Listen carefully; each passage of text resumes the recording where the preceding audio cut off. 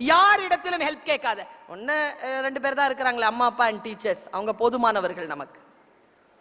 அவர்களிடத்தில் கேள், அவர்கள் உனக்கு சொல்லி தருவார்கள். நான் சமீபத்தில் நான் போயிட்டு வந்தேன்னு சொன்னேன்ல, அதுக்கு முன்னாலேயே நான் தெரிந்து கொண்ட ஒரு விஷயம். நான் ஹியூஸ்டன் மாநகரத்துக்கு போன போது அங்க வந்து நாசா போனேன். நாசா வந்து இந்த உலகத்திலேயே அது பெரிய ஒரு அறிவியல் விஞ்ஞான களம். பல இடங்கள்ல இருக்கு நாசா. நாசாக்கு போயிட்டு ஒரு வரலாறை தெரிந்து கொண்டேன். என்னன்னு கேட்டா, இந்த நிலா இருக்குல்ல, நிலாவுக்கு ஃபர்ஸ்ட் போனது யாரு? Neil Armstrong. உனக்கு வரலாறு தெரியுமா? நாசா போய் இறங்குச்சா? இதை மட்டும் நீ தெரிஞ்சுக்கிட்டு போ. வீட்டில் மற்றவங்களுக்கு விஷயங்கள் தெரிந்திருக்கலாம். குழந்தைகள் கவனம். நாசால போய் அந்த விண்கலம் இறங்கிய பொழுது உள்ள 5 பேர் இருந்தாங்க. எட்வின் சி ஆல்ட்ரின் என்பவன் தான் கேப்டன். கேப்டனுக்கு பேரு எட்வின் சி ஆல்ட்ரின். அவன் 13 வருஷமா ஸ்பேஸ்ல பயிற்சி கொண்டவன். போய் லேண்ட் ஆயிடுச்சு விண்கலம். விண்கலம் லேண்ட் ஆன உடனே கதவு திறக்கப்பட்டது. பின்னால 5 பேர் 4 பேர் நிக்கிறாங்க. அதுல ஒருத்தன் நீல் ஆம்ஸ்ட்ராங். முதல் வாய்ப்பு யாருக்கு அளிக்கப்பட்டது என்றால் எட்வின் சி ஆல்ட்ரினுக்கு அளிக்கப்பட்டது. Now you shall pass and touch the ground of moon. ஆன வந்துருச்சு. இவன் நிக்கிறான். இவ்வளவுதான். என்ன யோசிச்சான் தெரியுமா? உண்மையாவே இது குதிச்சா உள்ள போயிருவோமா? இந்த கேஸ் போதுமா? இங்க கிராவிட்டி இல்லைன்னு நான் பார்த்திருக்கேனே, இது எப்படி ஆகும்? இவ்வளவுதாங்க. நெக்ஸ்ட் வந்துருச்சு. Now the next person shall pass. பின்னால இருந்தான் நீல் ஆம்ஸ்ட்ராங். டக்குன்னு கால் வச்சுட்டான் எடுத்து. அவன் யாருன்னா, அவன் ஒரு சீமேன். ஆழ் கடலிலே அவன் குதித்து பயிற்சி பெற்றவன். யார் தெரியுமா ஜெயிக்கிறார்கள்? சும்மா எழுதி படிக்கிறீங்கல்ல, அவங்க எல்லாம் ஜெயிக்கிறது இல்ல. யார் மிகச்சரியாக அதை பற்றி பயிற்சி எடுத்து இருக்கிறீர்களோ அவர்கள் தான். இந்த பயிற்சி இருக்குல்ல, ஆழ்கடல் பயிற்சி வேறு, ஆர்டிபிஷியல் பயிற்சி வேறு. வாய்ப்பு வருகின்ற பொழுது just grab it. எனக்கு வந்தது ஒரு வாய்ப்பு. எனக்கு என்னன்னே தெரியாது இந்த வாய்ப்பு. அதற்கு முன்னால் அங்க நான் போனதே கிடையாது. அங்க போங்க, பொறுப்பெடுத்துக்கோங்க. Yes, just do it. Do it. வரலாறு உங்களுக்கு படைக்க வேண்டும் என்றால், உங்களுக்கு வாய்ப்பு கிடைக்கின்ற பொழுது அதை எக்காலத்திற்கொண்டும் என் குழந்தைகளே தள்ளி போடாதீர்கள். சில பேர் இருக்கிறீங்க பாருங்க, இந்த பாய்ஸ் அண்ட் கேர்ள்ஸ். உங்களுக்கு தெரியுமா உங்களுக்கு அம்மா அப்பாவும் டீச்சராகவும் இருக்கிறது எவ்வளவு கஷ்டம்னு?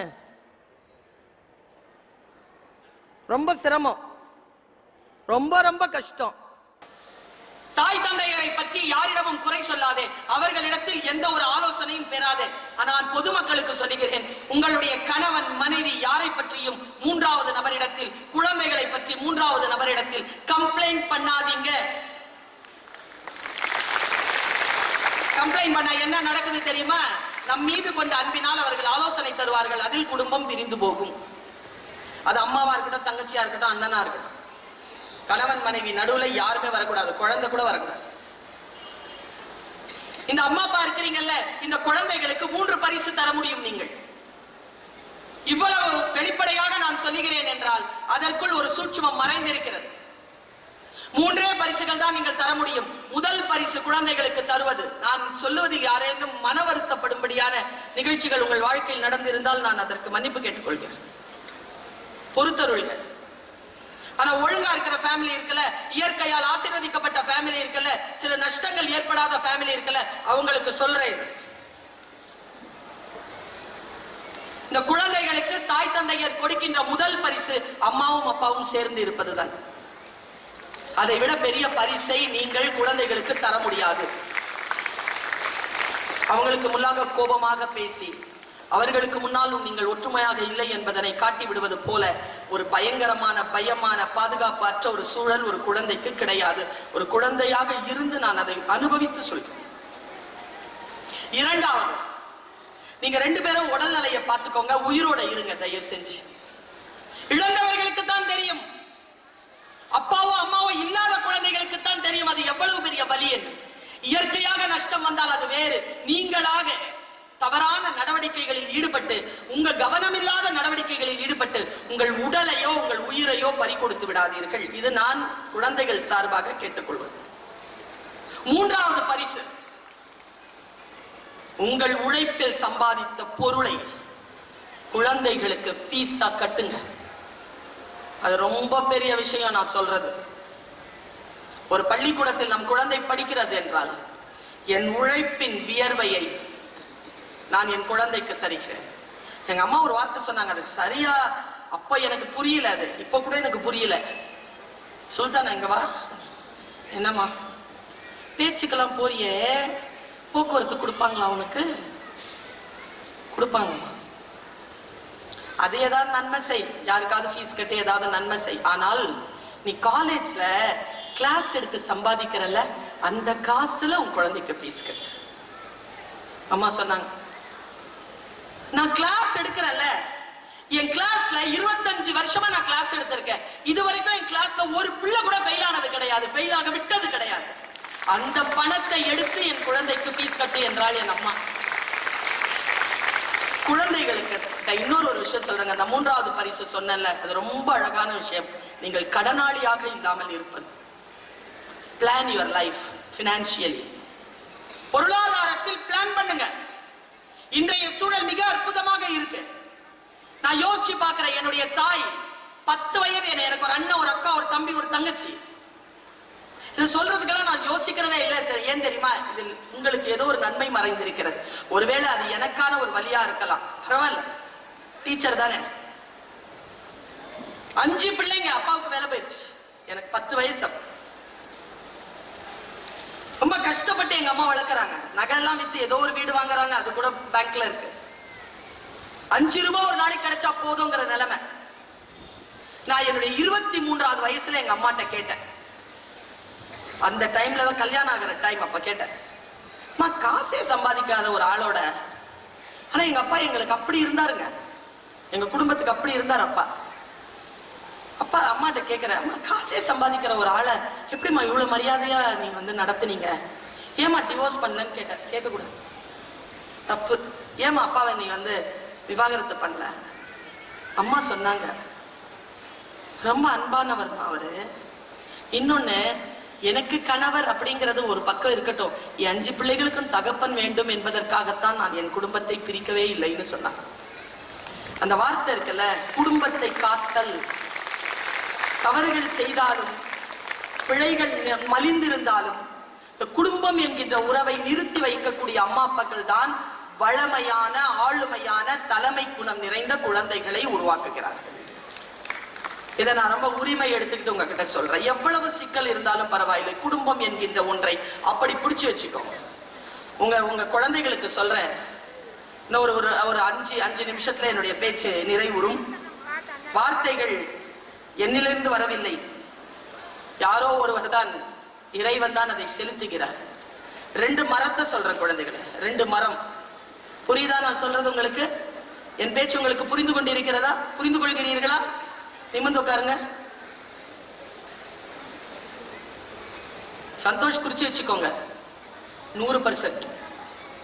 போற இடத்துலதான் 80-90 தான் வரும், சில இடங்கள்ல தான் 100 வரும்.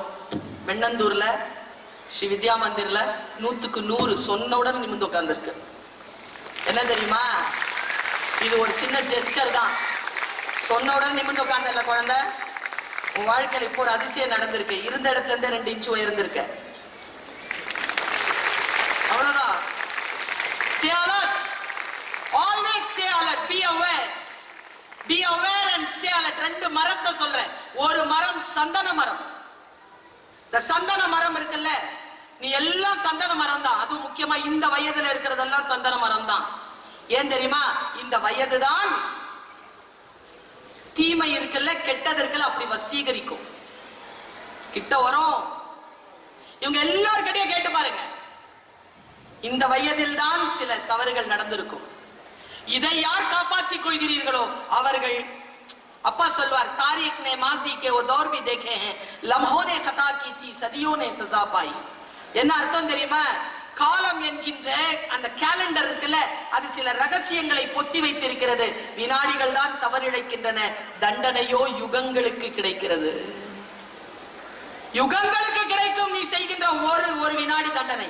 நான் திரும்ப சொல்லுகிறேன், நாம் ஏதேனும் தவறு செய்தால் அந்த தவறுகளை பெரியவர்கள் மன்னிப்பார்கள். ஆனால் ஒருபோதும் அந்த தவறு நம்மை மன்னிப்பதில்லை. தவறு நம்மை பின்பற்றும், தவறு நம்மை தொடரும். அது இல்லாமல் இருப்பதற்காக உங்களுக்கு நான் ஒரு கவனமான விஷயத்தை சொல்லுகிறேன். சந்தன மரம் இருக்குல்ல, அது பாம்புகளால் சூழப்பட்டிருக்கும். ஹிந்தியில தோஹா அப்படின்ட்டு ரெண்டு வரி எழுதுவான் கபீர். அந்த 2 வரி கவிதைகளில் என் ஆழ் மனதை வசீகரித்த ஒரு 2 வரியை உங்களுக்கு நான் விதையாக கொடுத்து விட்டு போகிறேன். முடிந்தால் புரிந்து கொள்ளுங்கள், புரிந்து கொள்ள முயற்சி செய்யுங்கள் என் குழந்தைகளை. சந்தன மரம் இருக்குல்ல, பாம்புகளால் சுத்தப்பட்டிருக்கும். இருந்தாலும் சந்தனத்தை நெற்றியில் பூசுகிறோம், கழுத்தில் பூசுகிறோம், நெஞ்சில் பூசுகிறோம், கடவுளின் பாதத்தில் வைக்கிறோம். சந்தனம் உயர்ந்தது. பாம்புகளால் சூழப்பட்ட சந்தனம் எப்படி உயர்ந்ததாயினது? ஒரு ரகசியம்தான், நன்மை எங்கே இருக்கிறதோ நன்மையை விட தீமைதான் வசீகரிக்கப்படும். ஏய், அந்த பொண்ணு 15 வயசுல என்ன அழகா இருக்கா பாரு. 15 வயசுல குரங்கு, பன்னி, நாய் எல்லாமே அழகா தான் இருக்கும், எல்லாமே அழகா தான் இருக்கும். இந்த அழகை சுமந்து கொண்டு அலையாது, அதை அழகு செய்ய வேண்டும் என்று நினைக்காது. அது இயற்கையாகவே அழகான வயதுதான், அதை பாதுகாத்துக்கொள். பாம்புகளால் சூழப்பட்டாலும் ஒருபோதும் சந்தன மரம் அந்த பாம்புகளின் விஷத்தை உள்ளே எடுத்துக் கொள்வதே இல்லை. பாம்புகளின் விஷத்தால் சந்தன மரம் பாதிப்படைவதே இல்லை. அதான் சந்தன மரத்தின் உயர்ச்சி.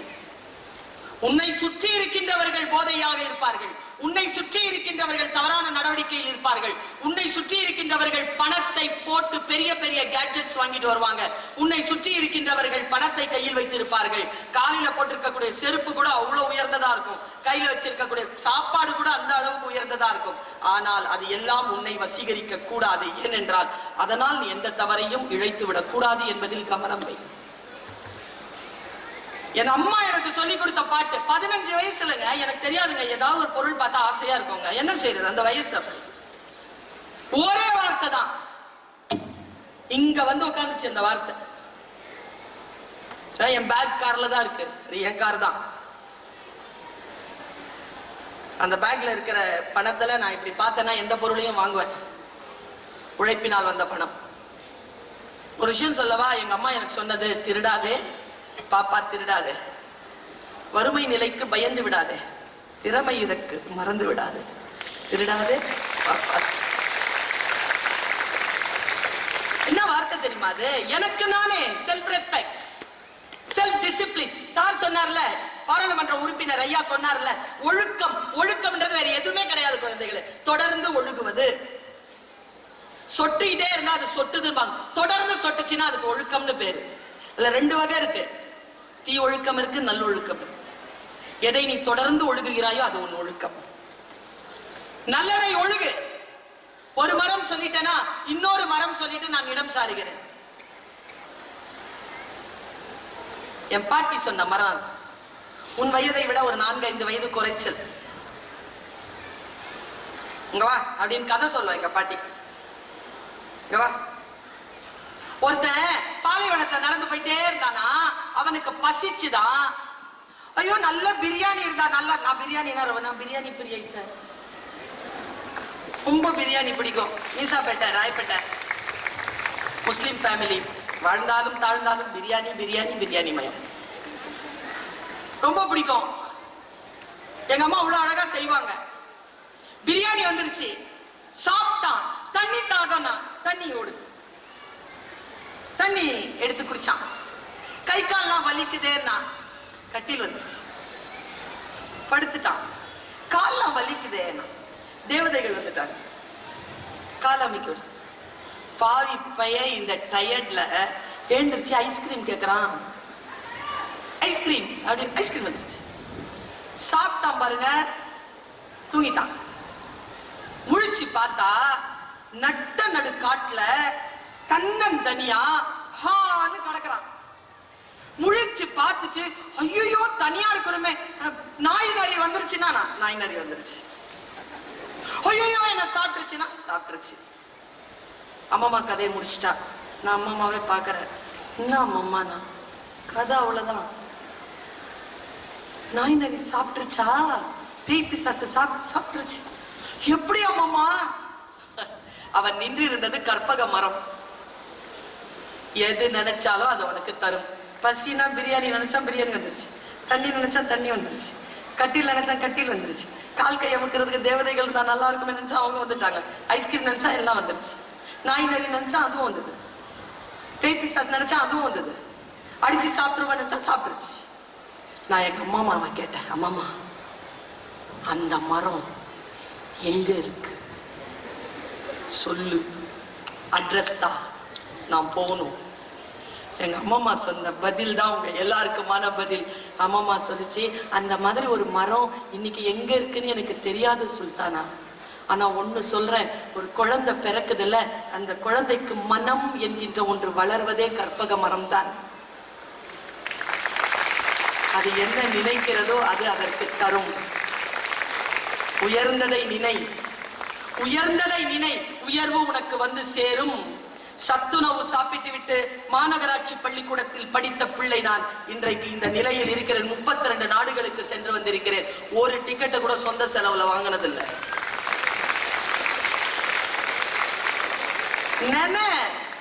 உயர்வா வந்து சேரும். ஆனா எதை நினைக்கிற அதுல உறுதியா இருக்கு. நீ எதை தேடுகிறாயோ அது உன்னை தேடுகிறது என்கிறான் ரூமி.